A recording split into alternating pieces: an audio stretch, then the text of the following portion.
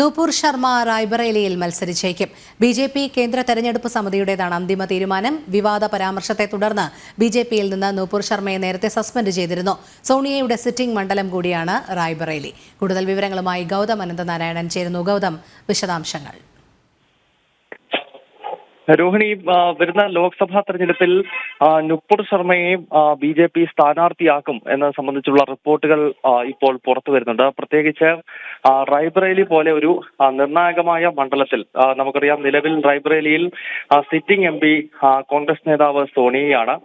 കഴിഞ്ഞ തവണ അമേഠി ബി.ജെ.പി പിടിച്ചെടുത്തു. നെഹ്റു കുടുംബത്തിന്റെ ഒരു പ്രധാനപ്പെട്ട തട്ടകമായിരുന്ന അമേഠി സ്മൃതി ഇറാനിയെ വെച്ചാണ് പിടിച്ചെടുത്തതെങ്കിൽ ഇത്തവണ റായ്ബറേലിയിൽ നൂപുർ ശർമ്മയെ ഇറക്കിക്കൊണ്ട് ഒരു വലിയ മത്സരം അവിടെ കാഴ്ചവെക്കാനാണ് ബി.ജെ.പി ശ്രമിക്കുന്നത്. നമുക്കറിയാം, നൂപുർ ശർമ്മ അടുത്ത കാലത്ത് ഒരു പരാമർശവുമായി ബന്ധപ്പെട്ട്, പ്രത്യേകിച്ച് മുഹമ്മദ് നബിയുമായി ബന്ധപ്പെട്ട് ഒരു ചാനൽ ചർച്ചയിൽ പരാമർശം നടത്തിയതിന്റെ പേരിൽ ഖത്തർ പോലെയുള്ള രാജ്യങ്ങൾ നൂപുറിനെതിരെ വലിയ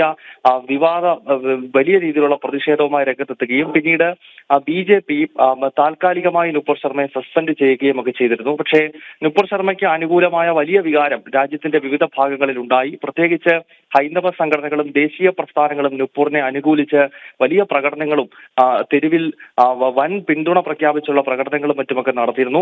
ഈ ഒരു പശ്ചാത്തലത്തിൽ കൂടി നൂപുർ ശർമ്മയ്ക്കുള്ള ജനകീയ അടിത്തറ കൂടി പരിഗണിച്ചുകൊണ്ടാണ് ഒരുപക്ഷെ റായ്ബറേലി പോലെ ഒരു നിർണായക മണ്ഡലത്തിൽ നൂപുറിനെ മത്സരിപ്പിക്കുന്നതിനെ പറ്റി ബി.ജെ.പിയുടെ ദേശീയ നേതൃത്വം ആലോചിക്കുന്നത്. എന്തായാലും കേന്ദ്ര തെരഞ്ഞെടുപ്പ് സമിതിയാണ് ഇതിൽ അന്തിമ തീരുമാനം കൈക്കൊള്ളേണ്ടത്.